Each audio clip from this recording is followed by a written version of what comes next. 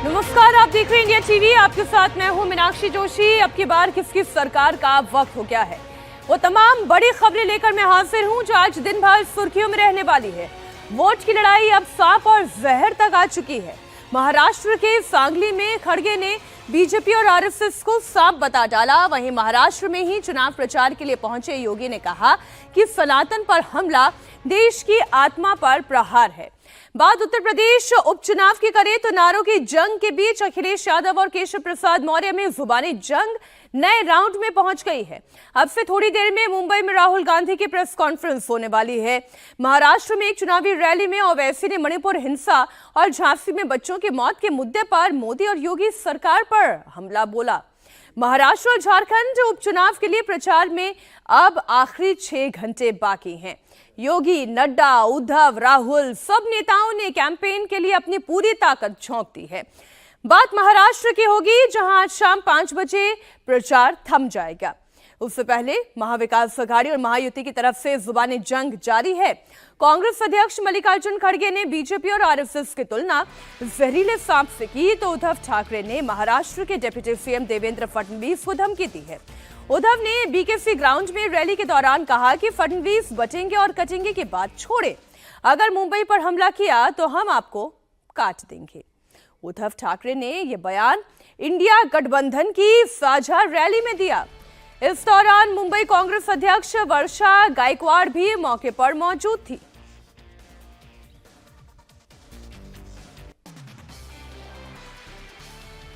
उद्धव ठाकरे ने देवेंद्र फडणवीस पर यह अटैक किया।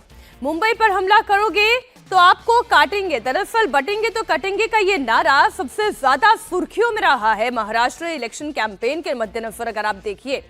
और देवेंद्र फडणवीस बार बार इस नारे का बचाव करते हुए आए हैं, इसे डिफेंड करते हुए आए हैं, बल्कि एग्रेसिवली इसे पोर्ट्रे भी किया है कई बार मंचों से। लेकिन उद्धव ठाकरे ने इंडिया गठबंधन की इस रैली में, जब वर्षा गायकवाड़ भी मंच पर मौजूद थी, उनकी मौजूदगी में कहा कि महाराष्ट्र पर हमला करोगे तो काटेंगे। आप सुनिए उद्धव ठाकरे ने क्या कहा। म्हणजे आपण जर का नुसतं कटेंगे बटेंगे फटेंगे हे ह्याच्यामध्ये राहिलो, मी देवेंद्र फडणवीस आणि सगळ्यांना सांगतोय की तुमचं बटेंगे फटेंगे सोडा, पण मुंबईवरती घाला घातलात तर हम आपको काटेंगे, जरूर काटेंगे। कसल्या गोष्टी करताय, कोणाला शिकवताय? आज महाराष्ट्र और झारखंड के साथ ही उत्तर प्रदेश में उपचुनाव के प्रचार का फाइनल राउंड है। अब से ठीक 6 घंटे के बाद प्रचार का शोर थम जाएगा। चुनाव प्रचार के आखिरी दिन सभी दिग्गज अपनी ताकत झोंक रहे हैं। थोड़ी देर के बाद मुंबई में राहुल गांधी प्रेस कॉन्फ्रेंस करेंगे। आदित्य ठाकरे जो खुद चुनाव लड़ रहे हैं वर्ली में, वो बाइक रैली करेंगे।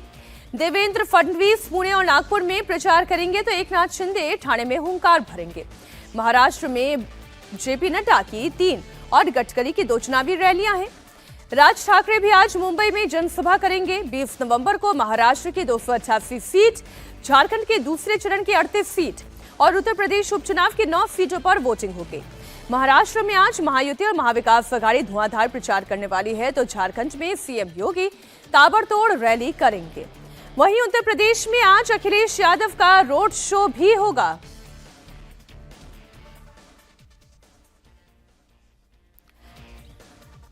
दो 288 सीटों पर महाराष्ट्र में वोट पड़ने वाले हैं और बहुत सारे नारे ऐसे हैं जो लगातार सुर्खियों में रहेंगे। मसलन योगी आदित्यनाथ का दिया हुआ नारा बटेंगे तो कटेंगे, या फिर प्रधानमंत्री नरेंद्र मोदी का दिया हुआ नारा एक रहेंगे तो सेफ रहेंगे।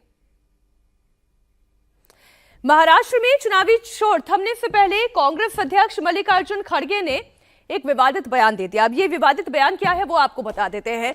मल्लिकार्जुन खड़गे ने इस बार आरएसएस और बीजेपी की तुलना सांप से कर दी और सांप के जहर से कर दी है। जी हां, खड़गे ने कहा कि आरएसएस और बीजेपी को मार देना चाहिए। मल्लिकार्जुन खड़गे ने कहा कि महाराष्ट्र के सांगली में वो उस वक्त चुनाव प्रचार के लिए पहुंचे थे। बीजेपी आरएसएस राजनीतिक रूप से सबसे खतरनाक है। सांप के काटने से जैसे इंसान मरता है, ठीक वैसे ही बीजेपी और आरएसएस उतना ही जहर से भरी हुई पार्टी है। बीजेपी और आरएसएस जहर की तरह ऐसे जहरीले सांप को मार देना चाहिए। अब देखिए, चुनाव का सीजन है, प्रचार करने के अपने अपने तौर तरीके होते हैं। वोट लेने के लिए या किसी को वोट ना दे जनता, उसे देने के लिए अलग अलग तरीके की बातें कही जाती है। लेकिन इस बार तो मल्लिकार्जुन खड़गे कई कदम आगे बढ़ चुके हैं। बीजेपी और आरएसएस को उन्होंने सांप और सांप के जहर से सीधा सीधा कंपेयर कर दिया है।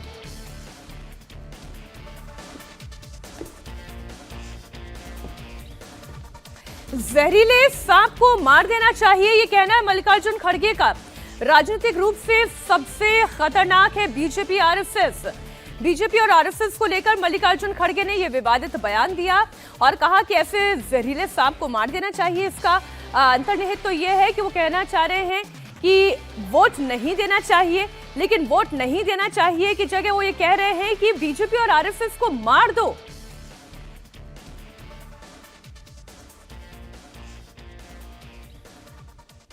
सबसे खतरनाक अगर कोई चीज इस देश में पॉलिटिकली है तो वो बीजेपी और आरएसएस। ये तो जहर के जैसा है।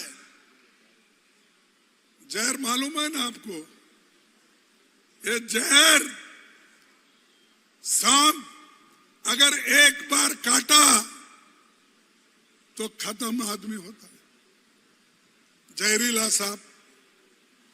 तो इसलिए ये जहरीले सांप को आप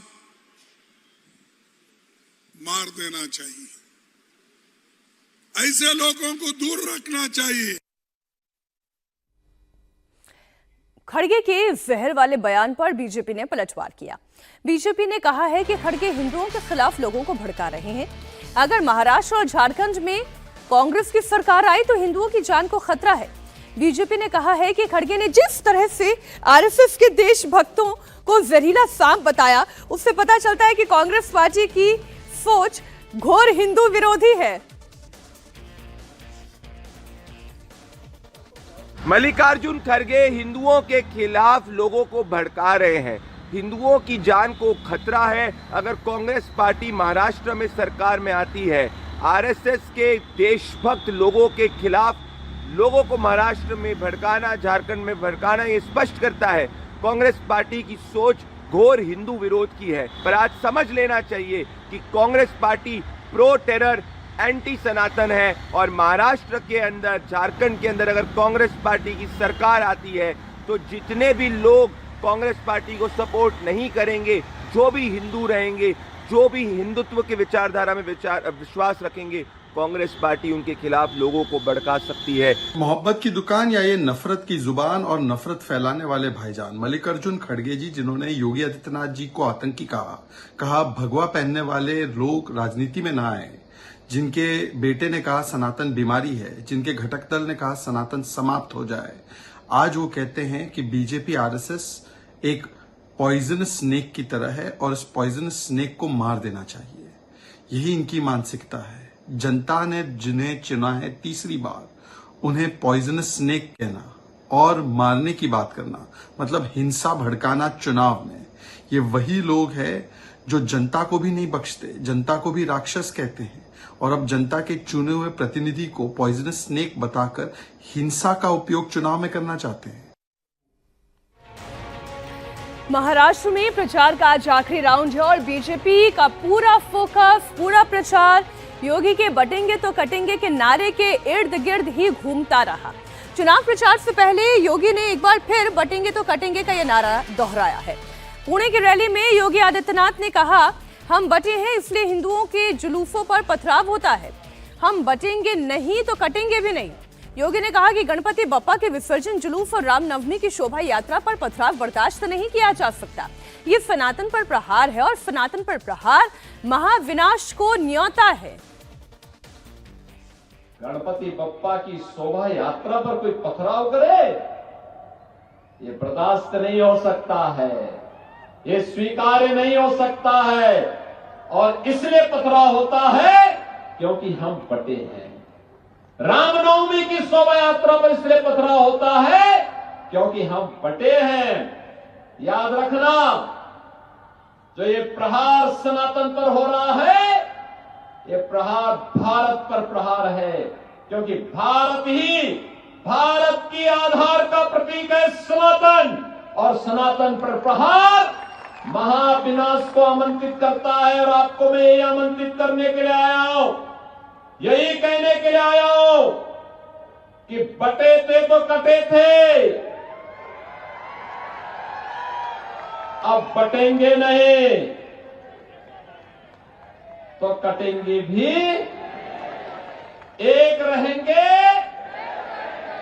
सेफ रहेंगे, एक रहेंगे तो सेफ रहेंगे।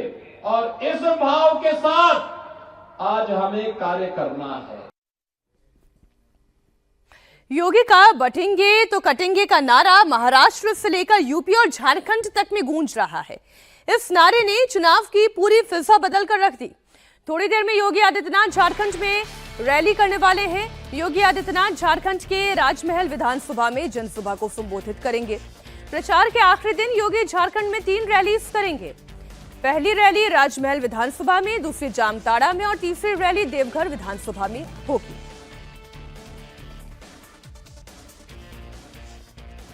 तो राजमहल, जामताड़ा और देवघर 3 रैलियां भी और होनी हैं। तो अब आप ये समझ लीजिए, बल्कि आप ये याद करने की कोशिश करें कि कांग्रेस का दिया हुआ क्या कोई नारा ऐसे लोगों की जुबान पर चढ़ा है, या फिर आप ये याद करने की कोशिश करें महाराष्ट्र में महाविकास अघाड़ी की ओर से क्या दिया हुआ कोई ऐसा नारा है जो लोगों की जुबान में या फिर चर्चा का विषय बना हो। आप उससे सहमत हो या असहमत किसी भी नारे के साथ हो सकते हैं, लेकिन इतना तो तय है कि योगी आदित्यनाथ का दिया हुआ ये नारा चुनावी मौसम में सबसे ज्यादा चलने वाले नारे में से एक है। विरोधी इसकी काट नहीं ढूंढ पा रहे हैं। इसी बीच ओवैसी ने योगी के बटेंगे तो कटेंगे के नारे पर एक बार फिर हमला बोला। धुले की रैली में ओवैसी ने योगी पर निशाना साधते हुए कहा कि वो महाराष्ट्र आते हैं और बोलते हैं कि बटेंगे तो कटेंगे। झांसी में 10 बच्चों की मौत हो गई, लेकिन मुख्यमंत्री वहां नहीं गए, बच्चों की मां से मिलने नहीं गए और महाराष्ट्र में चुनावी रैली कर रहे हैं और कह रहे हैं कि बटेंगे तो कटेंगे। बाबा आ गए महाराष्ट्र में, बाबा आकर बोलना शुरू कर दिए, बटेंगे तो कटेंगे, बटेंगे तो कटेंगे। इसका मतलब क्या है बोलो? तुम किसको बोल रहे बटेंगे तो कटेंगे? मैं बीजेपी को, अमित शाह को, आरएसएस को, मोहन भागवत को और ये मुख्यमंत्री उत्तर प्रदेश को जो आजकल एक टूरिस्ट के तौर पर पूरे महाराष्ट्र में फिर रहे हैं, तुम बटेंगे तो कटेंगे बोल रहे ना? तो फिर आपको मैं बता रहा हूं, उत्तर प्रदेश में महारानी लक्ष्मीबाई मेडिकल कॉलेज झांसी में 10 बच्चों, जो मासूम बच्चे होते हैं पैदा होने के बाद, जिनको न्यू नेटल केयर बोलते हैं, उसमें रखा जाता है, 10 बच्चे जल के मर गए उसमें। 10 बच्चे झांसी में, झांसी लक्ष्मीबाई मेडिकल कॉलेज उत्तर प्रदेश में 10 बच्चे जल के मर गए। ये मुख्यमंत्री वहां पर नहीं गया। वो जो माँ बाप अपने मासूम बच्चों को खो दिए, उस माँ को तसल्ली देने नहीं गया जिसने 9 महीने अपने पेट में एक बच्चे को रखा, बेटी को रखा। जन्म देने के बाद, पैदा करने के बाद बच्चों में कॉम्प्लिकेशन आया तो न्यू नेटल केयर में रखा। ये ऐसा बेदिल मुख्यमंत्री है कि वहां पर जाकर उन बच्चों, जो बच्चे मर गए, उनके माँ बाप के सर पर हाथ रखता, वहां पर नहीं गए। यहां महाराष्ट्र में चुनाव है, आ गए और क्या बोल रहे? बटेंगे तो कटेंगे। देखिए, महाराष्ट्र के चुनाव में प्रचार का ये आखिरी दांव है, तो हर तरीके से अपनी ताकत झोंकने की कोशिश तो नेता करेंगे ही। योगी हिंदुओं को जोड़ने की बात कर रहे हैं तो शायद असदुद्दीन ओवैसी को इससे तकलीफ हो रही हो। ओवैसी को सिर्फ योगी के बटेंगे तो कटेंगे नारे से दिक्कत नहीं है, बल्कि उन्हें मोदी के एक है तो सेफ है कि नारे से भी परेशानी है। मणिपुर हिंसा के बहाने ओवैसी ने मोदी पर एक है तो सेफ है के नारे को लेकर हमला बोला। प्रधानमंत्री क्या बोलते हैं? एक है तो सेफ है, एक है तो सेफ है। अरे प्रधानमंत्री, मणिपुर के लोग सेफ नहीं है, वहां क्यों नहीं जाते आप? मणिपुर का आदिवासी सेफ नहीं है, जाइए ना वहां पर। मगर नहीं, प्रधानमंत्री पूरे महाराष्ट्र में घूमेंगे, झारखंड में जाकर प्रधानमंत्री बोलेंगे कि बांग्लादेश से लोग झारखंड में आ रहे हैं। मेरे को ये, मैं मैप उठाकर देख लो आप, झारखंड का कोई बॉर्डर नहीं लगता बांग्लादेश से। कैसे आ रहे प्रधानमंत्री? उड़ के आ रहे क्या? और अगर बॉर्डर क्रॉस कर रहे हैं तो बॉर्डर पर तो सेना है ना, बीएसएफ है, बॉर्डर पर तो बीएसएफ है और अमित शाह के अंडर है। तो ये अमित शाह की नाकामी है अगर बांग्लादेश से घुस के कोई झारखंड में आ रहा है तो। प्रधानमंत्री को चाहिए था कि अमित शाह को बिठाकर पूछते कि बोलो कैसे आ रहे हैं। बांग्लादेश का बॉर्डर झारखंड को नहीं लगता, मगर प्रधानमंत्री झारखंड में जाके बोल रहे हैं कि यहां पर आदिवासियों को खतरा है। अरे मणिपुर में 8 महीने के बच्चे को गोली मार दी गई प्रधानमंत्री। और बच्चे को गोली कैसे मारे? बच्चे को गोली मारे और उसकी मां को भी मारकर रस्सी से बांधकर पानी में फेंक दिए। ये जुल्म हो रहा। 100 से ज्यादा महिलाओं की इज्जत लूट ली गई है, मगर प्रधानमंत्री को फिक्र नहीं है।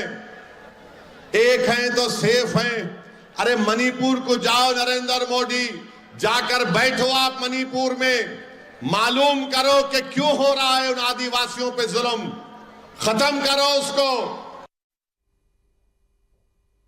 यूपी उपचुनाव के लिए प्रचार भी आज शाम 5 बजे थम जाएगा। किसका नारा चला, इसका फैसला 2 दिन के बाद ईवीएम में कैद हो जाएगा।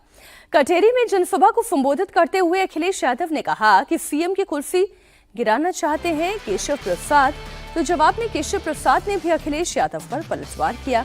दोनों के बयान सुने।